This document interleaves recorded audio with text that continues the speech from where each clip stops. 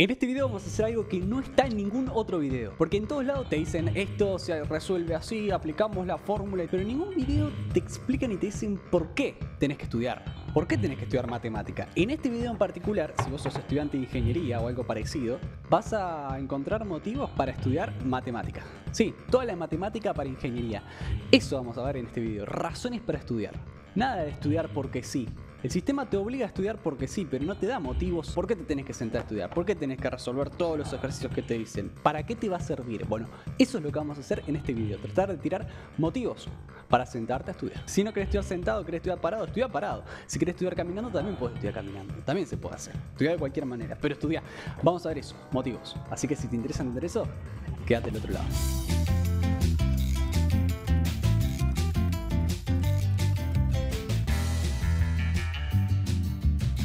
Difícil es fácil traducido a tu idioma.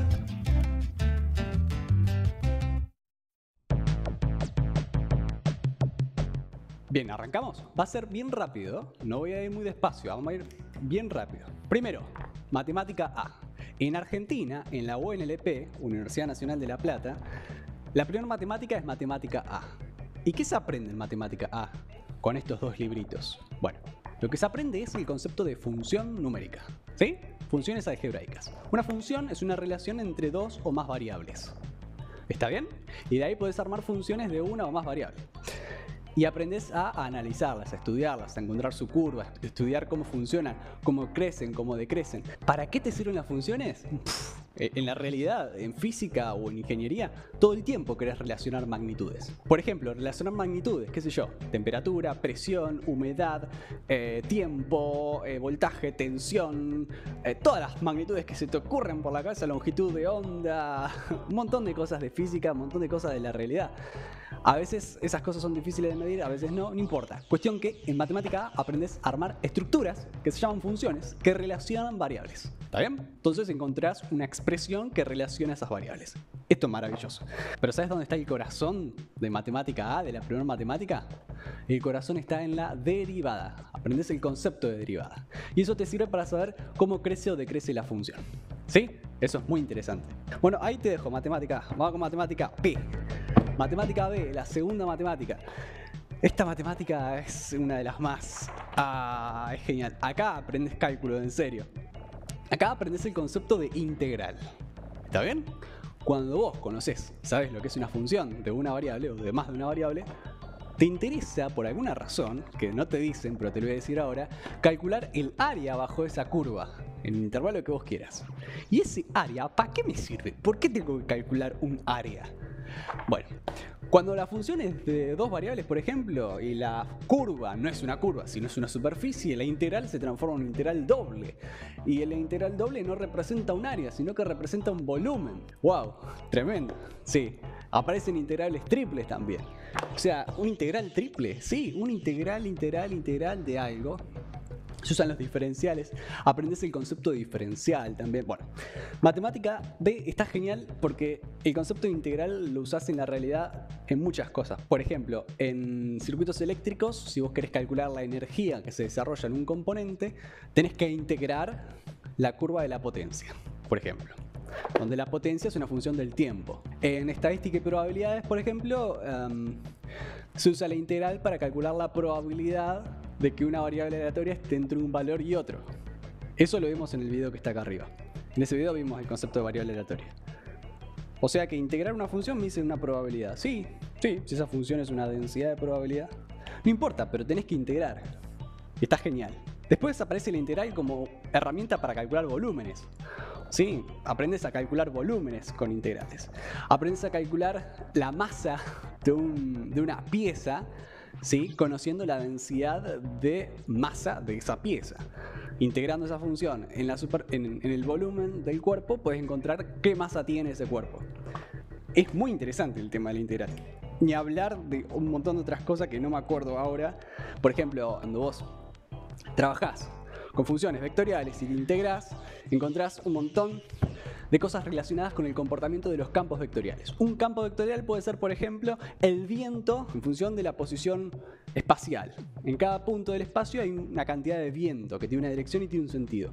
Ese viento lo puedes representar con una fuerza y esa fuerza la representas con un vector. Bueno, eso es un espacio vectorial en conjunto, porque en cada punto vas a tener un vectorcito. Bueno, matemática B, aprendes sobre eso. Vamos con la siguiente. Matemática C, la tercera matemática. En la tercera matemática aprendes sobre álgebra lineal. Básicamente, ¿qué es el álgebra lineal? Bueno, cuando vos tenés un sistema de ecuaciones, de dos ecuaciones y dos incógnitas, ¿sí? Ese sistema de dos ecuaciones vos lo resolvés a mano. Bueno, ¿qué pasa cuando tengo un sistema de más ecuaciones con más incógnitas? ¿Existe en la realidad? Sí, eso por supuesto que existe. Y eso lo resolvés con matrices, ¿sí? Una matriz es un arreglo de números. Ni hablar de que esto se utiliza en informática, pero un montón. También se utiliza en cálculo numérico, cuando vos tenés que resolver sistemas complejos en una computadora. Se utilizan matrices. Es más, las computadoras utilizan matrices. ¿Viste la Matrix, la película? Bueno, es una matriz. Matrix es matriz en inglés. Tiene un montón de cosas. Por ahí matemáticas C, donde ves álgebra lineal, es una de las materias por ahí que tiene más trabajo por ahí. Trabajo algebraico. Digamos, hay que sentarse con numeritos, hacer cuentas con numeritos sueltos por ahí, que a veces es un poco tedioso. Pero nunca hay que perder el hilo de qué estás haciendo. Estás resolviendo sistemas lineales utilizando matrices y eso te permite resolver ecuaciones, por ejemplo. ¿Sí? La anteúltima matemática, matemática D. Esta matemática yo la hice con Baragati, la profesora del video que está acá arriba. Matemática D, no, esto es genial. Acá aprendés sobre variable compleja, sobre números complejos. Los números complejos y la variable compleja es una variable que puede almacenar información de dos lados y eso nos sirve muchísimo en ingeniería. Por ejemplo, por decir algo, qué sé yo, una señal que depende si está en fase o no está en fase la puedes representar con un número complejo. Bueno, no importa, ya capaz que no entendiste lo que te quise decir. Pero la variable compleja se utiliza un montón, en un montón de cosas. Por ejemplo, los fasores, los fasores son números complejos que se usan para entender la corriente alterna, la corriente de red de las casas, de distribución eléctrica. Sin fasores no puedes hacer nada. Y los fasores en sí mismos tienen magnitudes complejas y los complejos se explican en esta matemática. Es tremenda porque los números complejos están por encima de todo. Arriba de los números complejos no hay nada. Y entonces te das cuenta que todo está ahí. Y cuando entendés los números complejos te das cuenta que entendiste todo, porque no hay mucho más arriba. Si hablamos de conjuntos, ¿no? Y por último, la matemática E. No tengo el libro. La matemática E es la última. Y lo que hace la matemática E es tratar de entender y tratar de hacer cálculos de todo esto, o sea, de todas las matemáticas anteriores, de manera numérica. O sea, mediante aproximaciones. Y ahí aparece el cálculo numérico. Es decir, cómo, por ejemplo, calcular la derivada de manera aproximada con iteraciones, por ejemplo. En un cálculo vos haces iteraciones y cuanta más iteraciones hagas, más te aproximas a la derivada de la función, por ejemplo. Y si no es derivada y es integral, lo mismo. Haces un cálculo numérico para poder encontrar de manera aproximada el área bajo la curva. Y cuanta más iteraciones hagas, más exacto te va a dar el área. Una forma es, por ejemplo, aproximar la curva por una recta. Entonces después se forman segmentitos chiquititos y cuanto más chiquitos son esos segmentitos, acá más se aproxima la aproximación que estás haciendo a la curva original. Entonces el área va a ir tendiendo al área original, el área verdadero. Bueno, eso es por decirte un ejemplo. Pero sin cálculo numérico no podemos hacer nada en la computadora de toda esta matemática. Cualquiera de los algoritmos de cálculo que vos tengas en tu casa, que vos uses para graficar una función, cualquiera de esos algoritmos utilizan cálculo numérico para poder resolverlo. Porque la computadora no tiene funciones curvas, sino que está todo fraccionado, todo digitalizado y eso inevitablemente está involucrado con cálculo numérico. Hay otra cosa, no te olvides. Vos decís, tengo que estudiar un montón de cosas, ¿no? Todo esto de matemático decís, me pongo al detalle y es un montón de cosas, un montón de formulitas, un montón de cálculos. Mirá todo lo que es esto, mirá, es tremendo. Y te voy a decir algo, no lo tomes a mal, pero de todas estas cosas en la realidad no lo vas a aplicar todo. ¿Sí? No lo vas a aplicar todo. Vas a aplicar una pequeña parte nada más. El resto está hecho para que vos adquieras una destreza que te permite resolver problemas totalmente diferentes. Te va a proveer a vos herramientas que tienen que ver con destreza algebraica, por así decirlo, que eso sí te va a abrir puertas para resolver otros problemas en la carrera, totalmente diferentes. Así que ir en fino con esto te va a dar a vos, además de esa destreza, seguridad para poder enfrentar otros problemas. ¿Sí? Aunque no lo creas, eso pasa.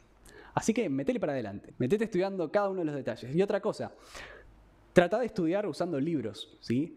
Libros, los de cálculo, libros los grandes.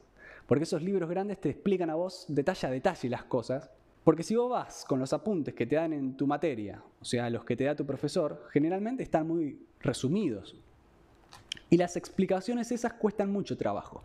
Así que si al momento de estudiar vos te trabas y no avanzás y no entendés y te quedás dando vueltas en lo mismo 1 hora, 2 horas, es porque sabes que está fallando la explicación. Estás necesitando una explicación buena. ¿Y dónde encontrás esa buena explicación? En libros. En libros grandes. Esos de cálculo, el Thomas, por ejemplo, que es uno de cálculo así grande. Bueno, no importa, léelo tranquilo, tranquila. De a poquito, capítulo por capítulo. Tranca, con un mate, con un café, qué sé yo. Podés complementar eso con videos de YouTube, por ejemplo. Buscás videos, no, cuidado con lo que buscás, pero hay algunos videos que están bien explicados, ¿sí? En la descripción de este video voy a ir dejando algunos recomendados, a medida que pase el tiempo, como para motivarte, ¿sí? Pero no te olvides eso, si estás trabado y dando vueltas como un perro que persigue su cola en el mismo ejercicio, es porque te está faltando fundamentos teóricos. Y esas explicaciones las encontrás en los libros. Esos libros. No mires al libro como algo malo, no. El libro es algo que lo escribió una persona que sabe, que te explica detalle a detalle eso que querés entender. ¿Está bien? Bueno, eso era un resumen más o menos para que tengas una idea general de qué tratan todas las matemáticas. Sin más, me voy. Hasta acá este video. Espero que algo te haya servido. No te olvides que las cosas difíciles son difíciles y te las explican mal. Pero cuando te las explican bien, por ahí, terminas entendiéndolas. Y cuando las entendés, generalmente decís que son fáciles. Así que, mucha suerte.